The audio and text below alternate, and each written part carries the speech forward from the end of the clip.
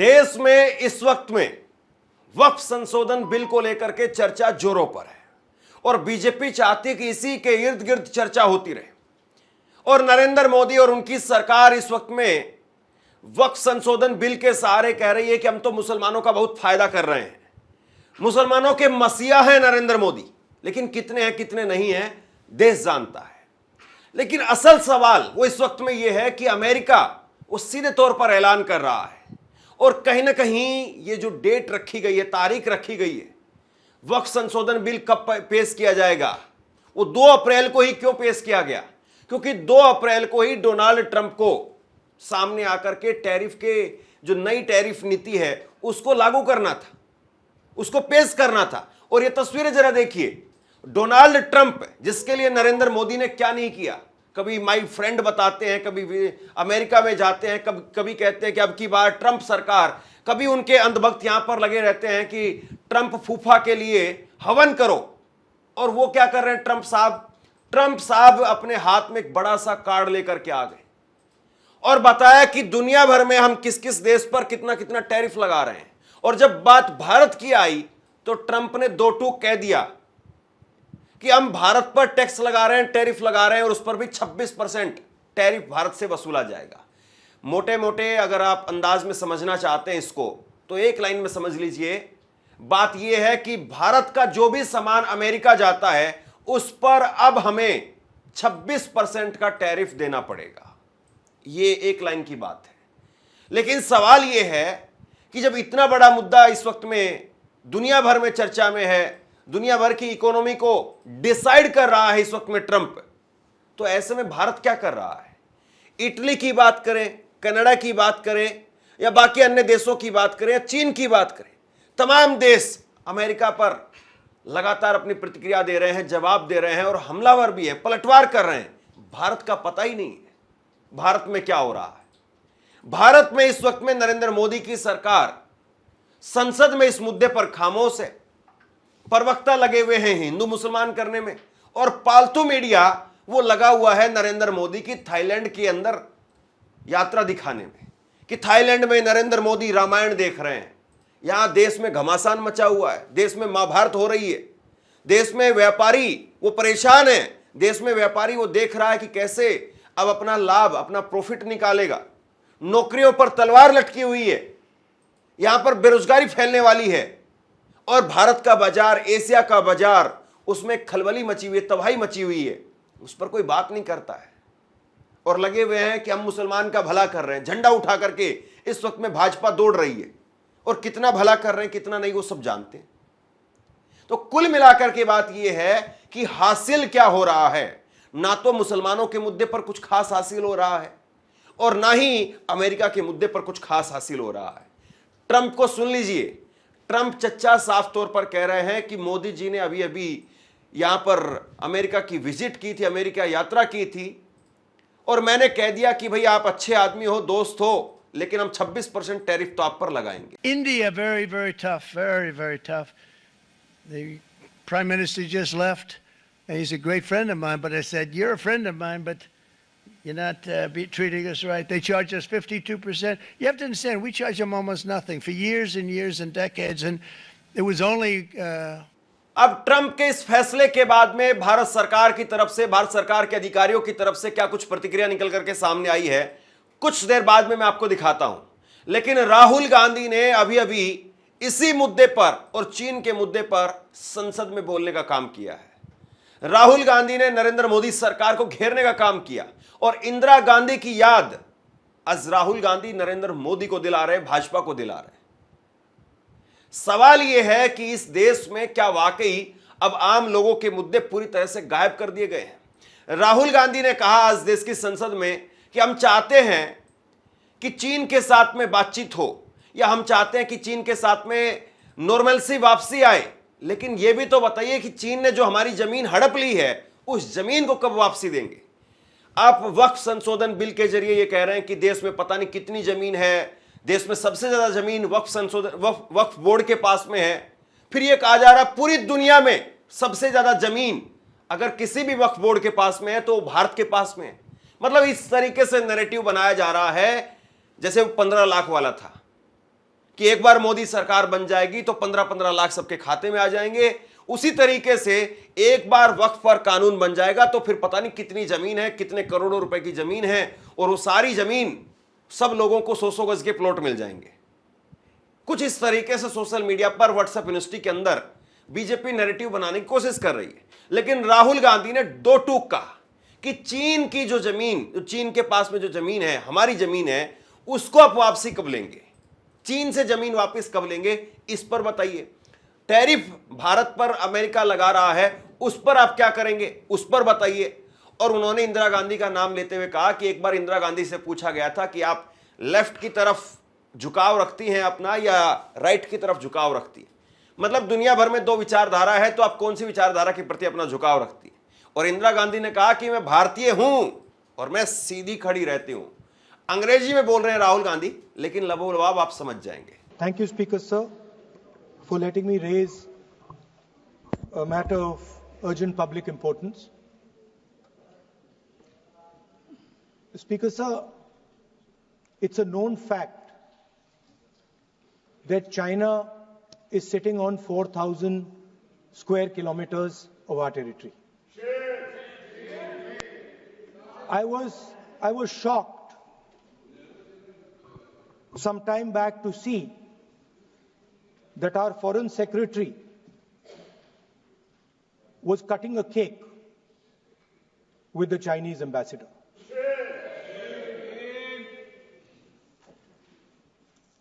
The question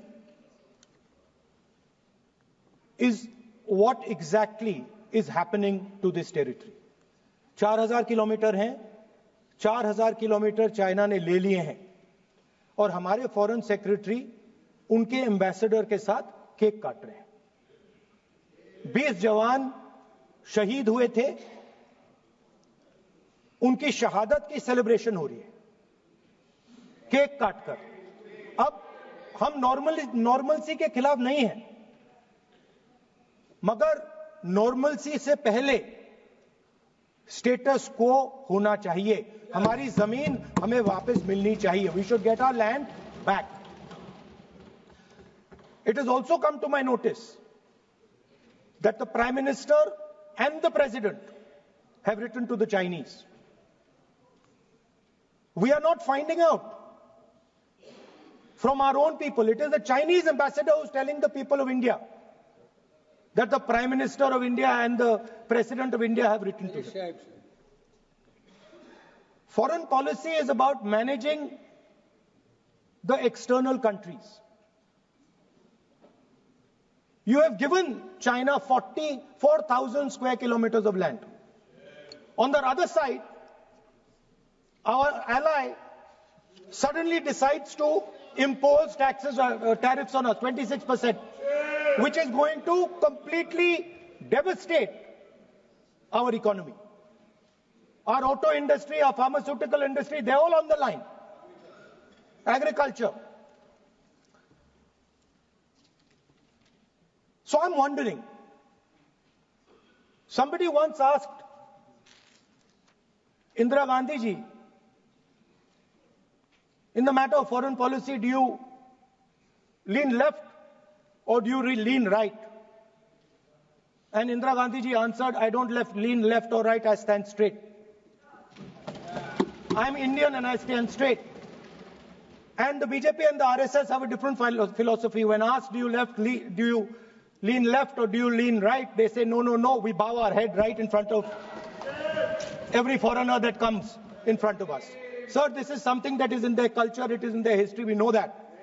But we would like an answer from the government of India. What are you doing about our land? And what are you going to do? What are you going to do about this tariff that our ally has imposed on us? Thank you. America ने जब tariff लगाया है तो कायदे से मोदी सरकार को सामने आकर के जवाब देना चाहिए और अमेरिका से पूछना चाहिए। लेकिन पूछने की बात तो छोड़ दीजिए, वो देश के लोगों को जवाब नहीं दे रहे हैं, ढंग से जवाब नहीं दिया जा रहा है। और भारतीय अधिकारियों के हवाले से सरकार के मंत्री सामने नहीं आ रहे हैं, सरकार के मंत्री इस पर जवाब नहीं दे रहे हैं। मंत्री तो तब भी सामने नहीं आए थे जब भारतीयों को बेड़ियां लगा करके भेजा गया था। तब भी जयशंकर ने कह दिया था कि ये तो अमेरिका का रूल है, हम इसमें क्या कर सकते हैं। किसी भी दूसरे देश में गैरकानूनी ढंग से जाना वो गलत बात है। भैया गलत और सही क्या है वो सब जानते हैं, लेकिन आप क्या कर रहे हैं वो हम आपसे जानना चाहते हैं। गलत और सही तो दूसरी क्लास का बच्चा बता देगा कि ये लाल रंग है, ये नीला रंग है, ये पीला रंग है, लेकिन आप ये बताइए कि आपके हाथ में जो पावर है उससे आप क्या कर रहे हैं। अब भारतीय अधिकारियों को आगे किया गया है। जब ट्रंप यानी अमेरिका के राष्ट्रपति खुद आकर के अपने सामने आकर के वो जब प्रेस कॉन्फ्रेंस करके टैरिफ की बात कह रहे हैं, तो भारत की तरफ से जवाब देने के लिए कौन सामने आया है? भारतीय अधिकारियों को आगे किया जा रहा है। अब इसी से आप समझ लीजिए कि डिप्लोमेसी, कूटनीति, रणनीति इस लेवल पर हम कहां खड़े हैं। मतलब आपका कोई एक दुश्मन है या जिसको आपको संदेश देना है, वहां पर इतना बड़ा नेता, सबसे बड़ा नेता उनका सामने आ रहा है और अपनी तरफ से आप अधिकारियों को भेज रहे हैं। आपको लग रहा है कि अमेरिका इससे जो है वो दबाव में आ जाएगा या अमेरिका आपको जो है वो छूट दे देगा। कमाल की बात है। तरस आता है कि किस तरीके से जो है वो विदेश नीति को लेकर के आज सरकार आगे बढ़ रही है। खैर, अधिकारियों ने जो कहा है वो देखिए। भारत के वाणिज्य मंत्रालय ने कहा है कि 26% टैरिफ के प्रभाव का वह आकलन कर रहा है। एक अधिकारी ने कहा कि इस टैरिफ का कुछ क्षेत्रों पर असर होगा, लेकिन भारत की इकोनॉमी इसे झेल सकती है।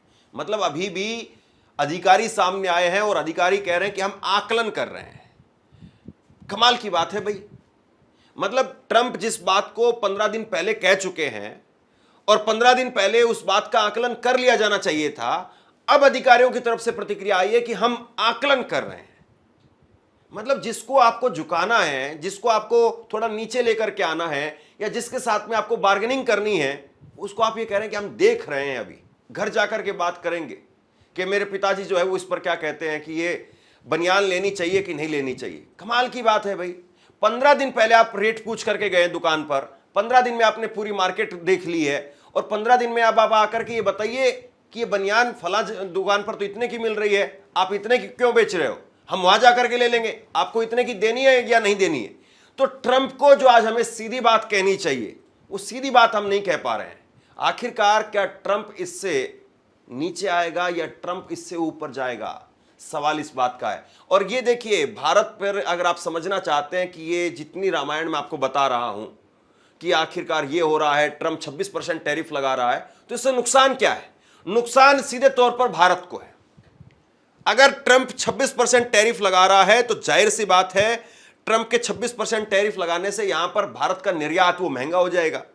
भारत की जो कंपनियां हैं जो बाहर माल भेजती हैं, उनके आपस में जो कंपटीशन है वो कंपटीशन एक तरीके से खत्म हो जाएगा, तो ऑर्डर कम मिलेंगे। फिर उसके बाद में भारत का व्यापार घाटा वो भी बढ़ेगा। विदेशी मुद्रा का जो भंडार है भारत के पास में, क्योंकि अब भारत के बाहर कोई चीज बेचेंगे तो जाहिर सी बात है वहां से डॉलर में कमाएंगे, और डॉलर में कमाएंगे तो हमारे पास में जो विदेशी भंडार है वो भी बढ़ेगा, लेकिन वो भी कम होएगा। उसके बाद में निर्यात घटने से उद्योगों पर यहां पर प्रेशर आएगा। जब यहां पर सामान ही नहीं जा रहा है वहां पे, तो प्रेशर तो आएगा यहां पे, यानी रोजगार कम होगा, बेरोजगारी फैलेगी, व्यापार का संतुलन बिगड़ेगा। तो रुपया की कीमत 88 रुपए हो चुकी है $1 के मुकाबले। कभी नरेंद्र मोदी कहते थे कि इस देश का रुपया कैसे गिरता है मुझे पता है, मैं एक मुख्यमंत्री हूं, मुझे पता है कैसे गिरता है। आजकल वो बात ही नहीं करते उस पर।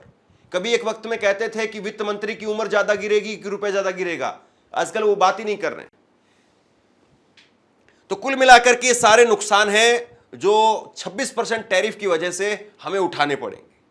और क्या फायदा फिर ऐसे में माय फ्रेंड, डियर फ्रेंड और ये फ्रेंड और वो फ्रेंड बोलने का? सीधी सी बात है ना। मल्लिकार्जुन खड़गे संसद में पहुंचे, और जब मल्लिकार्जुन खड़गे संसद में पहुंचे तो संसद की सीढ़ियों को चढ़ रहे थे वो, और उसी वक्त में पत्रकारों ने वहीं उनसे एक सवाल पूछ लिया। उन्होंने कहा कि आप ये क्या कहेंगे, ट्रंप 26% टैरिफ लगा रहा है। तो मल्लिकार्जुन खड़गे ने कहा कि देखिए भाई, इतना बड़ा मुद्दा है और इस मुद्दे पर आप मुझसे सीढ़ियां उतरते चढ़ते सवाल पूछ रहे हैं, ये जवाब देने का यहां पर समय नहीं है। हम बोलेंगे, हमारी पार्टी बोलेगी और हम सही जगह पर जाकर के जवाब देंगे। इतने बड़े मुद्दे का आप सीढ़ी उतरते चढ़ते मुझसे सवाल पूछ रहे हैं, ये इतना बड़ा मुद्दा है, इतनी इसको हल्के में नहीं लिया जाना चाहिए। देखो, ठहरे ठहरे जगह इस इश्यू पे बाइट देना अच्छा नहीं लगता। इसको हम हमारे पार्टी के ओर से डिटेल स्टेटमेंट करेंगे। और टैरिफ करेंगे।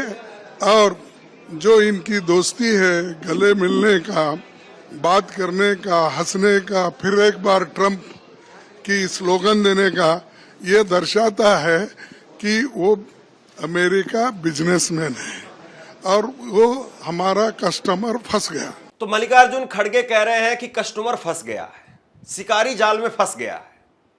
यानी सीधी सी बात है, इस वक्त में देश नरेंद्र मोदी के हाथों में है और नरेंद्र मोदी इस वक्त में थाईलैंड की यात्रा पर है और उनकी सरकार टैरिफ के मुद्दे पर कमोबेश चुप्पी साधे हुए है। तो सीधा सवाल यह है कि देश जवाब किससे ले, देश जवाब सुने किससे, कौन आएगा और कौन बताएगा? शाम को पालतू मीडिया आएगी और पालतू मीडिया बताएगी नहीं नहीं इतनी जमीन है, इतनी जमीन है, इतने करोड़ की है, इतने करोड़ की है, फला जगह पर इतने पैसे खा गए मुसलमान, फला जगह पर इतने करोड़ खा गए मुसलमान। ये मुसलमानों को छोड़ दीजिए, थोड़े दिन मुसलमानों को आराम करने दीजिए, आप देश को संभालिए, वरना मुसलमान की तो चूड़ी टाइट हो जाएगी लेकिन देश की चूड़ी ऐसी हो जाएगी कि बिल्कुल फ्री, वो टाइट भी नहीं होगी और लूज भी नहीं होगी, ऐसी हालत हो जाएगी। राघव चड्ढा इस पर क्या कह रहे हैं जरा देखिए। राघव चड्ढा कह रहे हैं कि मैंने 11 फरवरी 2025 को ही भविष्यवाणी की थी, यदि ट्रंप टैरिफ वास्तविकता में बदल जाता है तो भारतीय अर्थव्यवस्था चरमरा जाएगी और इससे भारतीय अर्थव्यवस्था को बहुत बड़ा झटका लगेगा। भारत में उत्पादित की गई वस्तुएं वैश्विक स्तर पर प्रतिस्पर्धा में नहीं रहेगी। एक बहुत बड़ा झटका भारत की अर्थव्यवस्था को लगने जा रहा है। यानी आप कह सकते हैं कि ठीक है भाई, मुझे बहुत ज्यादा नॉलेज नहीं है, आपको नॉलेज नहीं है, लेकिन जो जानकार लोग हैं वो कह रहे हैं, जानकार लोग चेताने का काम कर रहे हैं और सामने वाले आंख पर खीरा लगा करके आराम ले रहे हैं भाई, बिल्कुल वहां पे मसाज चल रही है आराम से। कमाल की बात है ना। राहुल गांधी अगर बैंकॉक यात्रा पर चले जाएं तो उसके बाद में कैसी खबरें बनेंगी, और अब नरेंद्र मोदी साहब वो बैंकॉक यात्रा पर है, थाईलैंड पर जा रहे हैं, कुछ यहां पर खबर ही नहीं हो रही है कि नरेंद्र मोदी क्या जवाब देंगे, और थाईलैंड में रामायण देख करके आ जाएंगे। थाईलैंड से हासिल क्या हुआ वहां जाकर के ये पता नहीं चलेगा आपको। आप 4 दिन बाद में फिर खबरें उठा करके देखना, पता नहीं चलेगा कि थाईलैंड नरेंद्र मोदी गए थे, क्या हासिल करके आए हैं। तो नरेंद्र मोदी की जो विदेश यात्राएं होती वो भी कुछ इसी तरीके से होती हैं। कांग्रेस सांसद इमरान प्रतापगढ़ी ने भी इस पर हमला बोला और उन्होंने कहा कि देश की संसद में रात 2 बजे तक चलाई जा रही थी और रात 1:30 बजे तक अमेरिका ने टैरिफ लगा दिया। देश और खास तौर पर भारत भाजपा के मतदाताओं को यह समझना चाहिए कि टैरिफ के मुद्दे से देश को भटकाने के लिए यह वक्फ संशोधन विधेयक पहले से ही योजनाबद्ध मुद्दा था ताकि अमेरिका 26% टैरिफ लगा सके। तो कुल मिलाकर के बात यही है, आपको कौन सी हेडलाइन दिखाई जा रही है और कौन सी हेडलाइन आप पे काम की है। ये 2 हेडलाइन आपके स्क्रीन पर हैं। एक हेडलाइन वो है जो बीजेपी सरकार बना रही है और एक हेडलाइन वो है जो दुनिया भर में बन रही है। और एक हेडलाइन की चिंता, एक हेडलाइन को लेकर के जिक्र, एक हेडलाइन को लेकर के चर्चा वैश्विक स्तर पर हो रही है, वर्ल्ड वाइड हो रही है। दुनिया उसके बारे में बात कर रही है, दुनिया उससे कैसे निपटेगी इसके बारे में चर्चा हो रही, चिंतन हो रहा है। और एक यहां पर बताया जा रहा नहीं इतने लाख करोड़ की जमीन है मुसलमानों के पास, मुसलमान जो है वो लाखों करोड़ों रुपए में खेल रहे हैं। अगर भैया मुसलमान अगर ऐसे हालत होते और मुसलमान इतने लाखों करोड़ों में खेल रहे हैं तो सच्चर कमेटी की रिपोर्ट क्यों कहती है फिर मुसलमान खस्ता हालत में है। कमाल की बात है ना। तो कुल मिलाकर के अब मुद्दा यही है कि जिस तरीके से वक्फ संशोधन बिल के जरिए मोदी सरकार पूरे मुद्दे को डाइवर्ट कर रही है, ट्रंप पर बोल नहीं रही है, क्या इससे वाकई देश का भला होगा? आप क्या सोचते हैं नीचे कमेंट बॉक्स में लिख करके जरूर बताइए ताकि लोगों को समझ में आए। इस खबर को शेयर कीजिए, लोगों तक पहुंचाइए और इसी तरह की तमाम खबरों के लिए ऑनलाइन न्यूज़ इंडिया को सब्सक्राइब कीजिए। आपका बहुत बहुत धन्यवाद।